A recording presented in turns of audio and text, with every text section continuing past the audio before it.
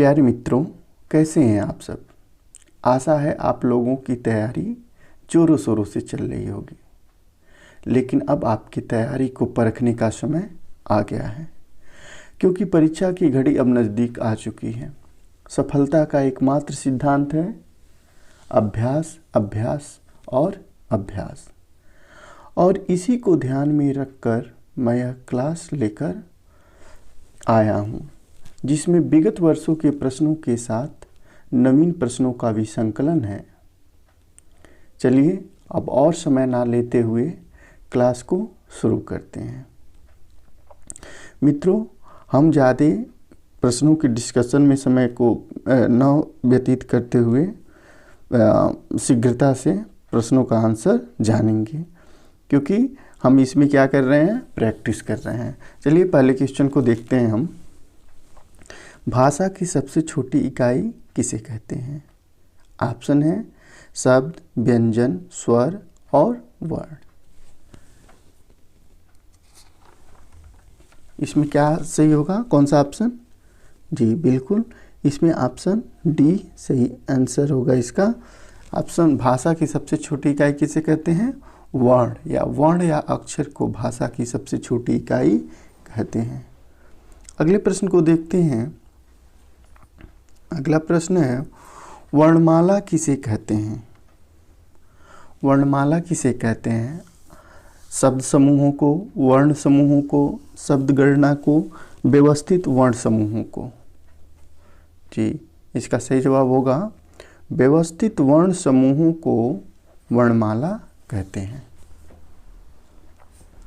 अगला प्रश्न है हिंदी वर्णमाला के स्वरों की कुल संख्या कितनी है? हिंदी वर्णमाला के स्वरों की कुल संख्या कितनी है? ऑप्शन है 10, 11, 12, 13। इसका सही जवाब है ऑप्शन बी 11। हिंदी वर्णमाला के स्वरों की कुल संख्या कितनी है? 11 है। हिंदी वर्णमाला में व्यंजनों की संख्या कितनी है? हिंदी वर्णमाला में व्यंजनों की संख्या कितनी है?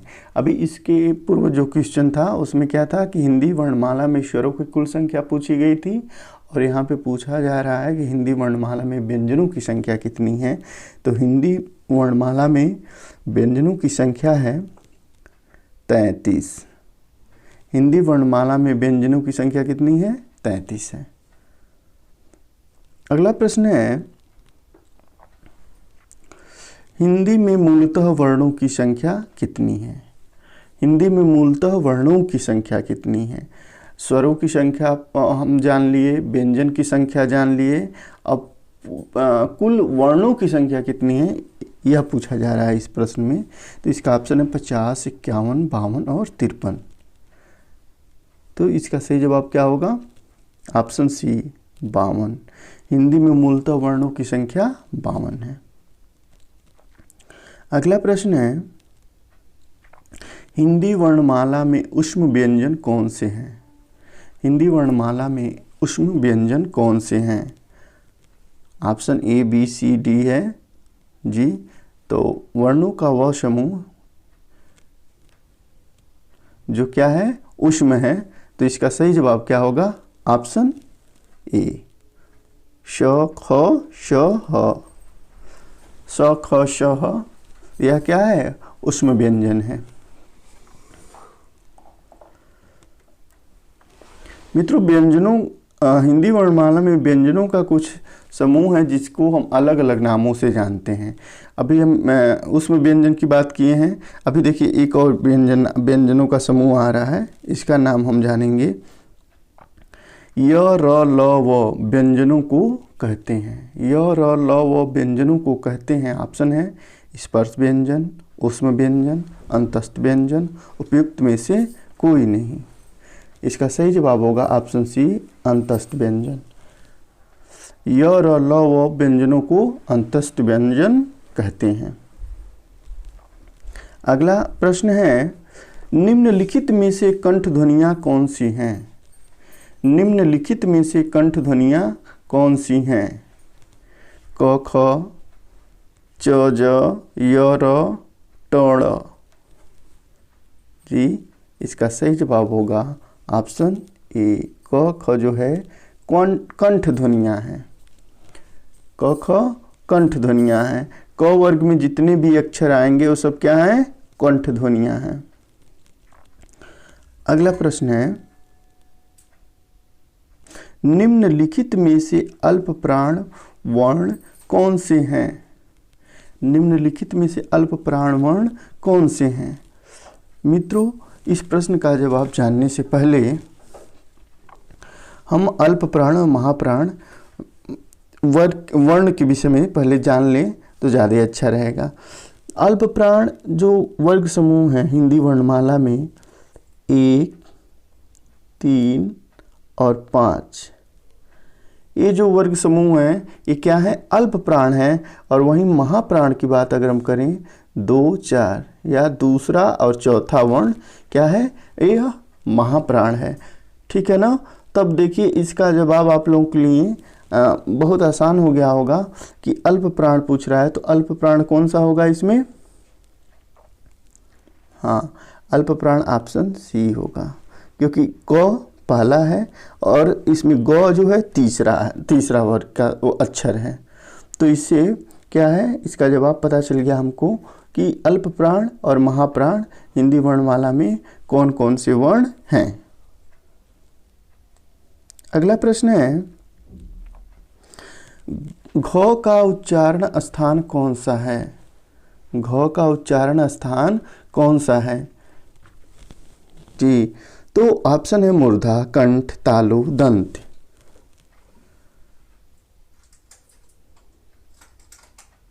जी, इसका सही जवाब क्या होगा? इसका सही जवाब होगा ऑप्शन बी, कंठ। कंठ क्या है? घ का उच्चारण स्थान कंठ है। जैसे हम पहले ही बता चुके हैं कि जितने भी क वर्ग के अक्षर हैं उनका उच्चारण स्थान क्या है? कंठ है। ठीक ना? निम्नलिखित में से कौन सा ट वर्ग का नहीं है? निम्नलिखित में से कौन सा ट वर्ग का नहीं है? ट वर्ग का देखिए, प्रश्न देखने में क्या होता है? प्रश्न ऐसे ही होते हैं। प्रश्न बहुत कुछ इतना कठिन और इतना बाहर से नहीं पूछ दिया जाता है, ऐसे ही प्रश्न होते हैं। लेकिन क्या है, प्रश्न देखने में इजी तो लगते हैं लेकिन उत्तर देने में क्या होता है, कभी कभी हमसे त्रुटि हो जाती है या जल्दबाजी कर जाते हैं हम। ऐसा नहीं करना है। प्रश्न देखिए और पढ़िए। प्रश्न बहुत ही इजी है कि निम्नलिखित में से कौन सा ट वर्ग का नहीं है। जी, इसका सही जवाब क्या होगा? हाँ, बिल्कुल सही। इसका सही जवाब होगा ऑप्शन डी, घ। घ क्या है? ट वर्ग में नहीं आएगा। घ किस में आएगा? क वर्ग में आएगा। ठीक ना? अगला प्रश्न देखते हैं, निम्नलिखित में से कौन सा पश्च स्वर है? पश्च स्वर कौन सा है? ऑप्शन है आ, ज, ब, द। इसका सही जवाब क्या होगा? ऑप्शन ए, आ जो है क्या है? यह पश्च स्वर है। ठीक है ना? इनमें से ओ का उच्चारण स्थल कौन सा है? उच्चारण स्थल ओ का इसमें पूछ रहा है कि ओ का उच्चारण स्थल कौन सा है? ऑप्शन है दंत, कंठ, मूर्धा, कंठोष्ठ। जी, तो इसका सही जवाब क्या होगा? ऑप्शन डी, कंठोष्ठ। कंठ और ओष्ठ दोनों के मिलने से क्या होता है? ओ का उच्चारण होता है। दोनों की सहायता हमको लेनी पड़ती है। ठीक है ना? अगला प्रश्न देखेंगे, च और छ वर्ण का उच्चारण स्थान कौन सा है? च और छ वर्ण का उच्चारण स्थान कौन सा है? तालु, ओष्ठ, मूर्धा, कंठ। जी, च और छ का। तो च और छ का उच्चारण स्थान क्या हो जाएगा? ऑप्शन ए, तालु। च और छ का उच्चारण स्थान हो जाएगा तालु। ठीक है ना?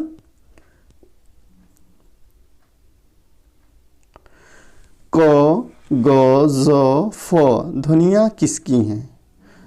देखिए ये जो वर्ण हैं इनमें नुक्ता लगा हुआ है, तो क्या सामान्यतः हिंदी में प्रचलित तो हैं, लेकिन हिंदी में यह जो वर्ण हैं यह बाहर से आए हैं। तो वही पूछ रहा है इस प्रश्न में कि संस्कृत की ध्वनियाँ हैं, अंग्रेजी की हैं, अरबी फारसी की हैं, दक्षिणी भाषाओं की हैं। तो इसका सही जवाब क्या होगा? इसका सही जवाब होगा ऑप्शन सी, अरबी फारसी। ठीक ना। अगला प्रश्न देखेंगे, स्थान के आधार पर बताइए कि मूर्धन्य व्यंजन कौन से हैं। मूर्धन्य व्यंजन पूछ रहा है, ठीक है ना, कि स्थान, उच्चारण स्थान के आधार पर बताइए कि मूर्धन्य व्यंजन कौन से हैं। तो इसका सही जवाब क्या होगा? इसका सही जवाब होगा ऑप्शन सी, ड, ढ। ये क्या है? मूर्धन्य व्यंजन है।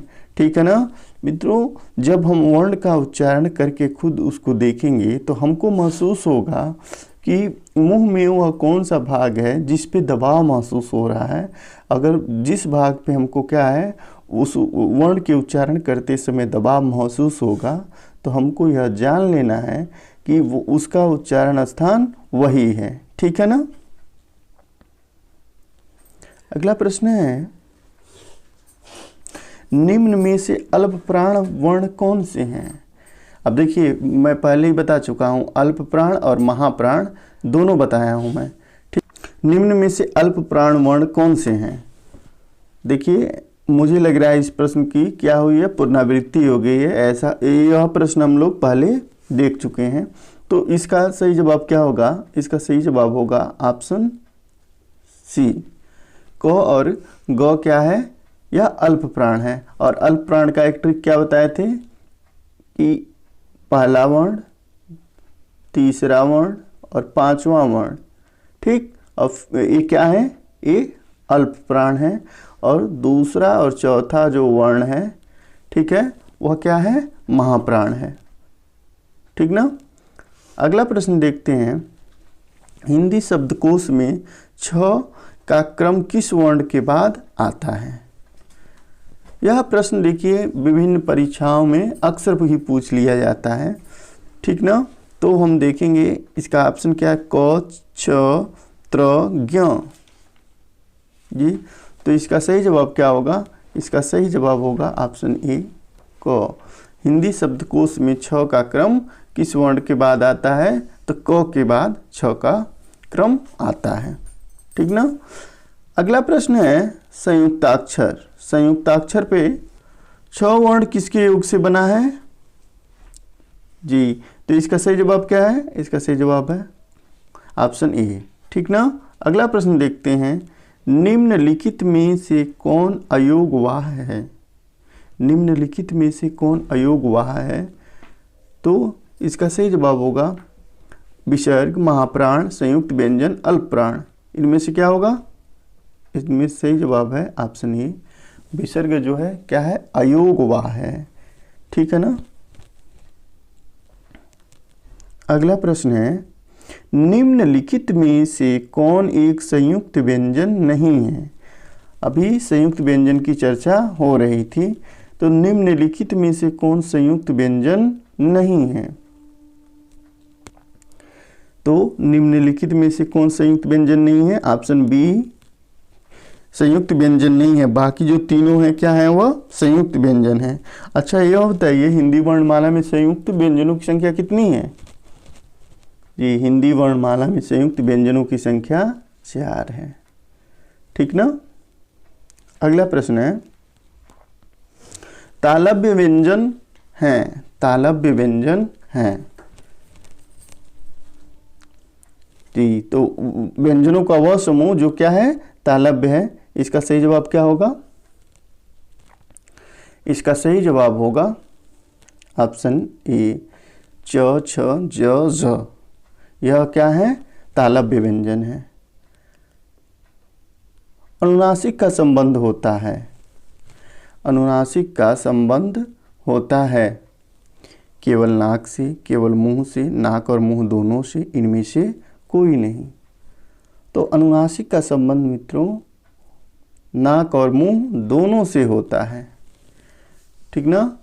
अनुनासिक का संबंध नाक और मुंह दोनों से होता है, इसलिए यहाँ पे क्या सही हो जाएगा, ऑप्शन सी सही हो जाएगा, ठीक ना।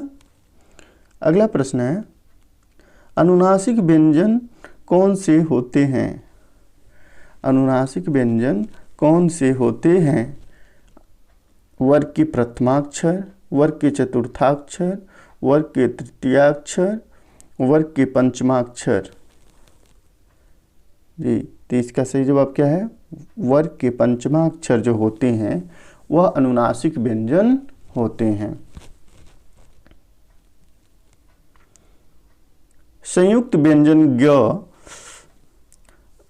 बनता है। अभी देखिए छ का ऊपर पूछा जा चुका है। अब देखिए ऐसे क्वेश्चन क्या है, ऐसे क्वेश्चन बहुत ही महत्वपूर्ण होते हैं, ठीक है ना। इसमें क्या होता है कि इसमें बस थोड़ा सा हमको ध्यान देना होता है और क्या है, एक नंबर हम लोगों का तैयार हो जाता है। अब संयुक्ताक्षर को जब भी हम पढ़ेंगे तो चारों संयुक्ताक्षर को जानेंगे और उनका यह भी जान जाएंगे कि किन वर्णों या अक्षरों के सहयोग से या संयोग से उनका निर्माण हुआ है। इसमें कौन सा सही होगा ऑप्शन? कि इसमें ऑप्शन सी सही है, ज और य के संयोग से ज्ञ का निर्माण हुआ है, ठीक ना। अगला प्रश्न है, निम्नलिखित मतलब शब्दकोश में कौन सा शब्द पहले आएगा? निम्न जो क्या है शब्द हैं, इनमें अगर हम शब्दकोश के हिसाब से देखें, ठीक है ना, जैसे डिक्शनरी में क्या होता है कि वर्णों का क्रम होता है, क्रम के अनुसार वर्ण लिखे गए होते हैं, ठीक है ना। तो वैसे शब्दकोश में जो यह वर्ण लिखे हुए शब्द लिखे हुए हैं, तो वर्णों के हिसाब से इनका अगर हम क्रम करें तो पहले कौन आएगा? जी, तो पहले इसमें आएगा ऑप्शन सी असमंजस। देखिए सब में अ के बाद स है, ठीक है ना। तो एक यह क्या है, कैसे आएगा? अभ्यास से आएगा। अभ्यास हम जितना करेंगे वह क्या है, प्रैक्टिस से ही हम क्या परफेक्ट बन जाएंगे। तो अभ्यास हम जितना करेंगे उतनी हम क्या पूर्णता को प्राप्त करेंगे, ठीक ना। अगला प्रश्न है, निम्नलिखित में से कौन सा स्वर नहीं है? निम्नलिखित में से कौन सा स्वर नहीं है? इसमें स्वर कौन सा नहीं है? ऑप्शन सी स्वर नहीं है, यह व्यंजन है, बाकी तीनों क्या है, स्वर हैं। अगला प्रश्न है, हिंदी में स्वतंत्र रूप से बोले जाने वाले अक्षर क्या कहलाते हैं? जिनको बोलने के लिए हमें क्या है, किसी अन्य की सहायता नहीं लेनी पड़ती है, वो क्या होते हैं, बिल्कुल स्वतंत्र होते हैं। ऐसे अक्षर को क्या कहते हैं हम? जी, ऐसे अक्षर को हम स्वर कहते हैं, ठीक है ना।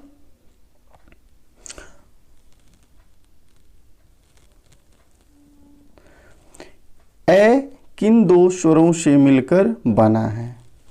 ए जो है यह किन दो स्वरों से मिलकर बना है? तो इसका सही जवाब क्या होगा? ऑप्शन सी, अ और ए से मिलके ए का निर्माण हुआ है, ठीक है ना। अगला प्रश्न है, य वर्ण का उच्चारण स्थान है। य का उच्चारण स्थान कौन सा है? कंठ, तालु, मूर्धा, दंत। तो इसमें सही जवाब क्या होगा इसका? इसका सही जवाब होगा ऑप्शन बी, तालु, ठीक ना। य वर्ण का उच्चारण स्थान है। य का उच्चारण स्थान कौन सा है इसमें? जी, तालु। य का उच्चारण स्थान तालु है। उच्चारण स्थान की जानकारी के लिए क्या है कि हम कैसे पता करेंगे कि इसका उच्चारण स्थान क्या है? तो इसके लिए आप अभ्यास कीजिए और जो भी वर्ण आ रहा है उसको बोलने की कोशिश करिए और देखिए कि हमारे मुंह के किस भाग पे दबाव महसूस हो रहा है। अब जहाँ पे भी दबाव महसूस होगा वहाँ पे हमें क्या जाना है कि यह वर्ण जो है इसका उच्चारण स्थान यही है, ठीक है ना। निम्न में से महाप्राण वर्ण कौन से हैं? अभी देखिए अल्प प्राण और महाप्राण के बारे में दो जगह पे जिक्र हो चुका है, तो यहाँ पे मुझे नहीं लग रहा कि आप लोगों को कठिनाई होनी चाहिए, ठीक है ना। आप लोगों को पता हो गया होगा कि निम्न में से महाप्राण वर्ण कौन से हैं? जी, इसका सही जवाब होगा ऑप्शन बी। ख और घ जो है क्या है, यह महाप्राण है। क्यों? क्योंकि यह दूसरा वर्ण है और चौथा वर्ण है, तो दूसरा और चौथा वर्ण क्या हो जाएगा, महाप्राण हो जाएगा। ठीक ना। अगला प्रश्न है, निम्न में से किन का उच्चारण तालु से होता है? निम्न में से किसका उच्चारण तालु से होता है? इसका सही जवाब क्या होगा, ई, स और च वर्ग का उच्चारण क्या होता है, तालु से होता है। ठीक ना। मूर्धन्य व्यंजन हैं, मूर्धन्य व्यंजन हैं प, य, श, ट। क्या है, तो जो ट है ऑप्शन डी है, यही इसका सही जवाब हो जाएगा। मूर्धन्य व्यंजन कौन है, मूर्धन्य व्यंजन ट है। ठीक है ना। अगला प्रश्न है, हिंदी भाषा में वे ध्वनियाँ कौन सी हैं जो स्वतंत्र रूप से बोली या लिखी जाती हैं? देखिए, प्रश्न का स्वरूप भले ही बदल गया है ठीक है, लेकिन इसका जवाब वही होगा जो अभी हम कुछ समय पहले कि स्वतंत्र रूप से बोले जाने वाली ध्वनियाँ या व्यंजन क्या कौन सी हैं, हम अभी पहले भी इसका जिक्र कर चुके हैं। तो ये क्या होगा, ऑप्शन ए सही जवाब होगा इसका। स्वर जो है वह स्वतंत्र रूप से बोले जाते हैं और व्यंजन में क्या है, व्यंजन में हम स्वरों की सहायता से व्यंजन का उच्चारण करते हैं। कौन सा वर्ण घोष नहीं है? कौन सा वर्ण है जो घोष नहीं है? ठीक ना। तो पहले हम क्या जान लें, पहले हम अघोष और सघोष यानी घोष और अघोष के विषय में जान लें। तो अघोष कौन सा हो जाएगा, प्रथम वर्ण, और द्वितीय वर्ण क्या है, यह अघोष है। ठीक। और सघोष क्या हो जाएगा, बाकी बचा 3, 4, 5। तो तीसरा, चौथा और पांचवा वर्ण जो है वह घोष या सघोष है, और पहला और दूसरा जो वर्ण है वह क्या है, अघोष है। ठीक है ना। तो अब तो जवाब इसका मालूम हो गया होगा आप लोगों को कि इसमें कौन सा जवाब सही होगा। जी, इसका ऑप्शन बी सही होगा। 6 जो है क्या है, यह घोष नहीं है। कौन सा वर्ण घोष नहीं है, तो 6 इसमें घोष नहीं होगा।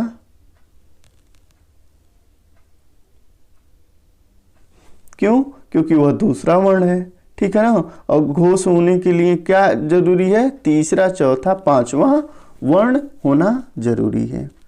ठीक है ना। अगला प्रश्न है, किस शब्द में री स्वर नहीं है? तो देखिए, हम क्या है, कुछ ऑप्शन ऐसे होते हैं कि ऑप्शन देखते ही हमको क्या है उसका जवाब मालूम हो जाता है। तो इसमें ऑप्शन ए में भी है री, बी में भी है और सी में भी है। किस में नहीं है, डी में नहीं है। रिवाज शब्द में री का प्रयोग नहीं हुआ है। त्रि की ध्वनि है, त्रि की ध्वनि है, तो इसका सही जवाब होगा ऑप्शन ए। अगला प्रश्न है, स्वर ध्वनि के प्रकार हैं। स्वर ध्वनि, स्वर के प्रकार कितने होते हैं यहाँ पे पूछ रहा है। तो देखिए मित्रों, दीर्घ भी होता है, ह्रस्व भी होता है, प्लूत भी होता है। तो अगर हम देखें तो क्या है, यह उपयुक्त तीनों जो हैं वह स्वर के प्रकार हैं। उपयुक्त तीनों स्वर के प्रकार हैं। ठीक ना। आखिरी प्रश्न, निम्न में से किसे हिंदी की मानक वर्णमाला में स्थान नहीं दिया गया है? तो मित्रों, अगर आप लोग पढ़े होंगे तो उसमें देखे होंगे मानक और अमानक वर्ण का जिक्र हुआ है। तो यहाँ पे पूछ रहा है कि निम्नलिखित में से किसे हिंदी की मानक वर्णमाला में स्थान नहीं दिया गया है? ऑप्शन है ल, श्री, क्री, ण। जी, तो हिंदी वर्णमाला में जो ऑप्शन बी यानी श्री है, इसका क्या है, इसको मानक रूप में स्वीकार नहीं किया गया है, लेकिन इसका प्रयोग होता रहता है। जैसे क्या है, किसी के नाम के आगे हम इसका प्रयोग करते हैं।